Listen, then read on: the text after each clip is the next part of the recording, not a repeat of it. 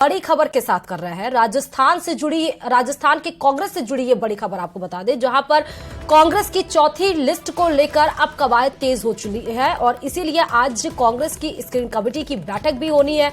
दिल्ली में ये screening committee की बैठक होगी जिसकी अध्यक्षता खुद गौरव गोगोई करेंगे, जिसमें मुख्यमंत्री अशोक गहलोत भी शामिल होंगे। स्क्रीनिंग कमेटी के बाद चौथी लिस्ट को लेकर जो कवायद चल रही है उस पर फाइनल मुहर लगने की आज तैयारी हो जाएगी। तो आज स्क्रीनिंग कमेटी की बैठक होगी जिसमें गौरव गोगोई की अध्यक्षता में यह बैठक होगी, जिसमें सीएम अशोक गहलोत होंगे और चौथी लिस्ट में किन उम्मीदवारों को फाइनल करना है और कितने सीटों पर फाइनल करना है, इस पर फाइनल मुहर लगने के बाद फिर सीईसी की लगभग बैठक होगी और फिर चौथी लिस्ट कांग्रेस जारी करेगी। इस खबर पर लखबीर हमारे साथ जुड़े हुए हैं।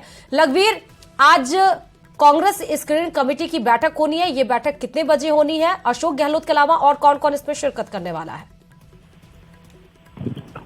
जी देखिए, राजस्थान कांग्रेस में टिकट वितरण की कवायद तेज है और चौथी सूची के लिए काउंटडाउन शुरू हो गया है। इसके लिए आज दोपहर बाद कांग्रेस स्क्रीनिंग कमेटी की बैठक होगी। इसमें शरीक होने के लिए मुख्यमंत्री अशोक गहलोत कल रात ही दिल्ली आ गए हैं और इस बैठक में तमाम स्क्रीनिंग कमेटी के सदस्य मौजूद रहेंगे और प्रदेश अध्यक्ष गोविंद डोटासरा, प्रभारी सुखजिंदर सिंह रंधावा, तीनों सह प्रभारी और स्क्रीनिंग कमेटी के दोनों सदस्य गणेश कुंडियाल, अभिषेक दत्त, सचिन पायलट, ये तमाम नेता इस बैठक में आज मौजूद रहेंगे।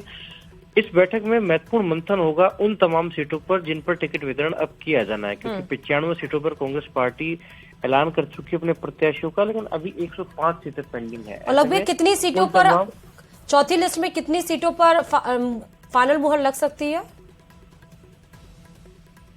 जी देखिए, 105 सीटें अभी पेंडिंग पड़ी हैं जिन पर की जिन पर टिकटों का ऐलान किया जाना है और उन तमाम 105 सीटों पर ही डिस्कशन आज किया जाएगा, क्योंकि अब ज्यादा समय बचा नहीं है। हालांकि चौथी सूची में कितने नामों का ऐलान होगा ये फिलहाल तय नहीं है, लेकिन तमाम सीटों पर आज डिस्कशन हो जाएगा क्योंकि अब ज्यादा समय बचा नहीं है। कांग्रेस के सामने सबसे बड़ी चुनौती यह है कि सीईसी को जो नाम सौंपे जाने हैं उनमें क्या सिंगल पैनल ही सौंपे जाएंगे पिछली बार की तरह, या फिर दो नामों के पैनल सौंपे जाएंगे, क्योंकि पिछली बार इस प्रकार का सुझाव दिया गया था कांग्रेस आलाकमान की ओर से कि सिंगल पैनल नाम ही तय होकर आ गए हैं, तो फिर उस पर डिस्कशन क्या किया जाना है। ऐसे में स्वाभाविक है कि इस बार जिन सीटों पर विवाद नहीं है उन पर सिंगल पैनल नाम दिए जाएंगे, बाकी अन्य सीटों पर दो पैनलों के नाम सीईसी को सौंपे जाएंगे ताकि निर्णय हो सके। जी, बहुत बहुत शुक्रिया लखबीर तमाम जानकारी देने के लिए इस खबर पर।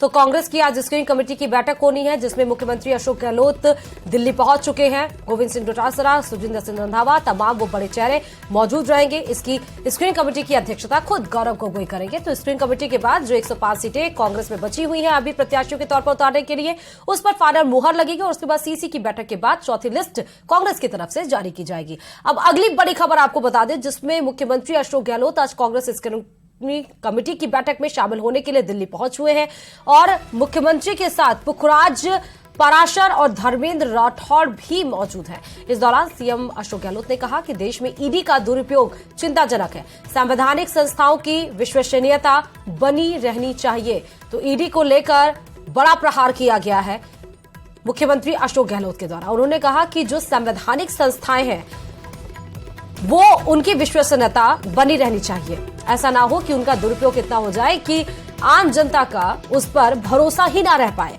लगातार क्योंकि राजस्थान में चुनावी माहौल है और ईडी और इनकम टैक्स की जो मार है वो कांग्रेस के तमाम बड़े अधिकारियों और तमाम बड़े नेताओं को झेलना पड़ रहा है और इसलिए क्योंकि अभी वैभव गहलोत को उसका सामना करना पड़ा था, अभी हमने देखा कि बड़े नेता कांग्रेस का उसका सामना करना पड़ा था और अभी अशोक गहलोत के सहकारिता मंत्री उदयलाल आंजना को भी उनके ठिकानों पर भी आयकर विभाग ने छापा मारा और इसके पहले भी गृह राज्य मंत्री थे राजेंद्र यादव, उनके ठिकानों पर भी आयकर विभाग ने छापा मारा था। तो इन सब चीज को लेकर अशोक गहलोत हमलावर रहे।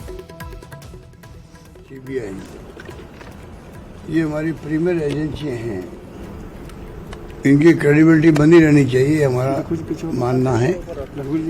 और इकोनॉमिक ऑफेंसेज के लिए बनी है, क्राइम के लिए बनी है। ये कमजोर होगी तो क्राइम बढ़ेगा, कमजोर होगी तो इकोनॉमिक ऑफेंसेज बढ़ेंगे।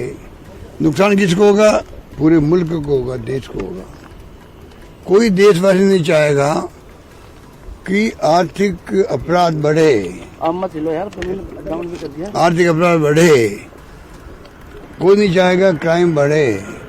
इतनी ये एजेंसियां हैं, इसलिए मैं बार बार कहता हूँ इनकी साख बनी रहे।